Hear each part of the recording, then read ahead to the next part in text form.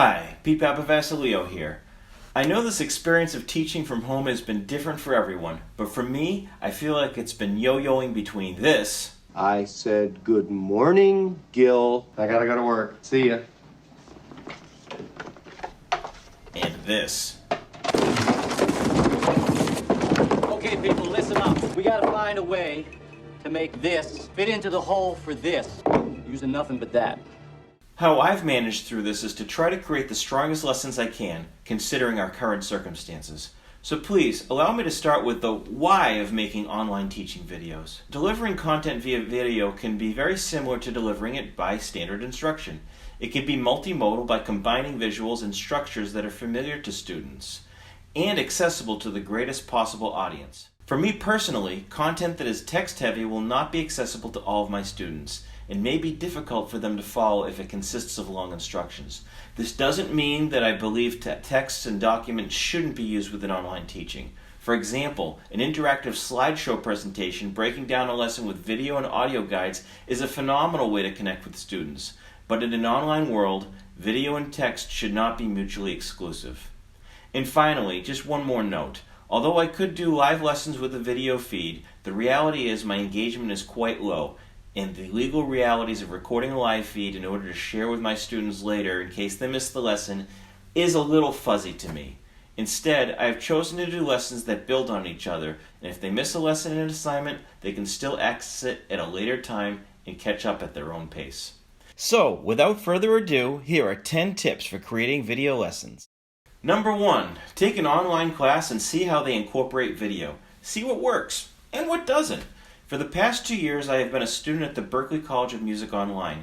This isn't the first master's program I've been a part of, but it has been the most rigorous, which really demonstrates that online education is a legitimate means of education, in case you were reluctant to think so. I've put one of Berklee's sample lessons in the video description to check out. I know that a very narrow segment of the teachers watching this are musicians, but the sample lesson is content that should be accessible to most educators, and hopefully will inspire a format for your own online units. Number 2, know your audience, and let them know you. Don't try to be someone or something you are not. Talk and teach in a manner that is familiar to how you normally interact with your students. Students are looking for consistency right now. If that means you usually wear a Hawaiian shirt on Fridays, still do that. Number 3, connect with your audience. Your video should be tailored to your students, but it is impossible to have a message that is individualized for each of them.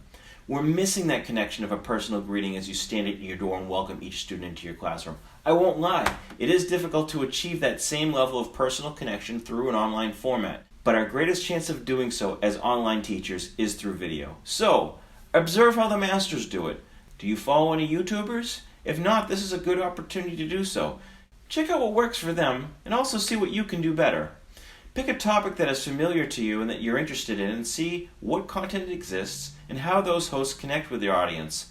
Finally, if you're looking for someone who connected through video with his audience for over 31 years, you need to look no further than Mr. Rogers.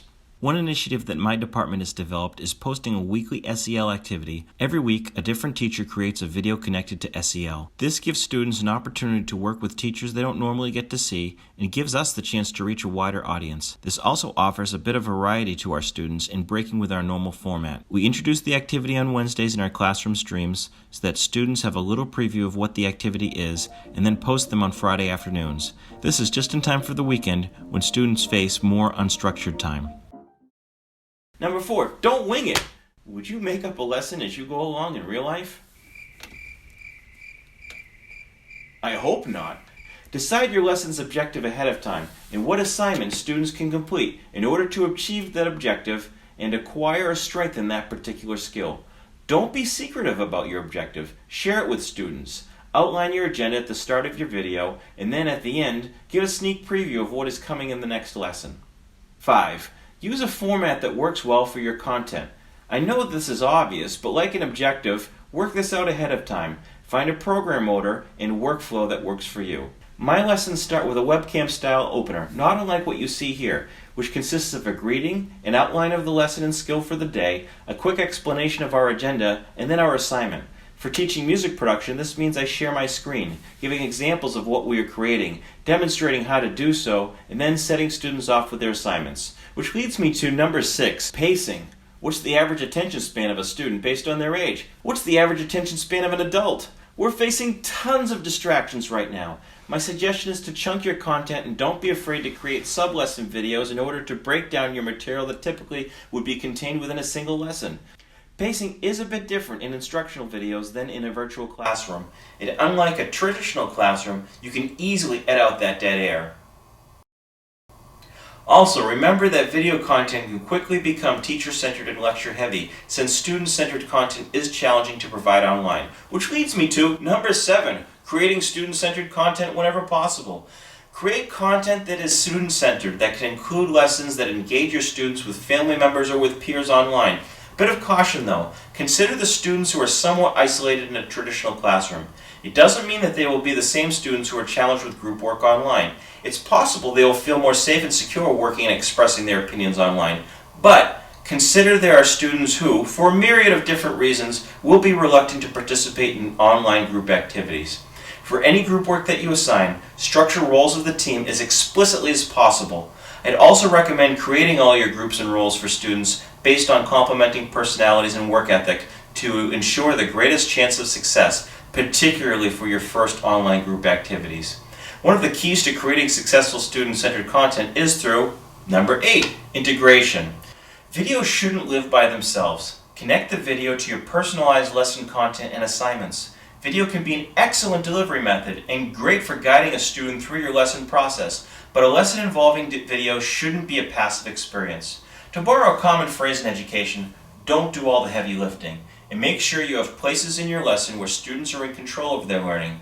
It is helpful to achieve this through offering choices to students to determine their own learning path whenever possible. Next is number 9, keeping track of your lessons. Refer back to them by name or through web links. When students need to refer back to a previously learned or missed skill, it is very easy to point them in the right direction by keeping track of your lessons. Imagine being able to do that in a traditional classroom. And number 10, maintain eye contact with the camera.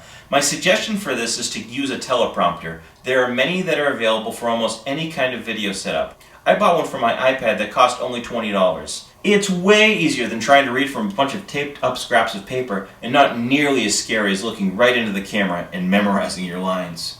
Teaching is part performance art, and on camera I would argue it is even more so. I've been reading from a teleprompter this whole time. Were you able to tell?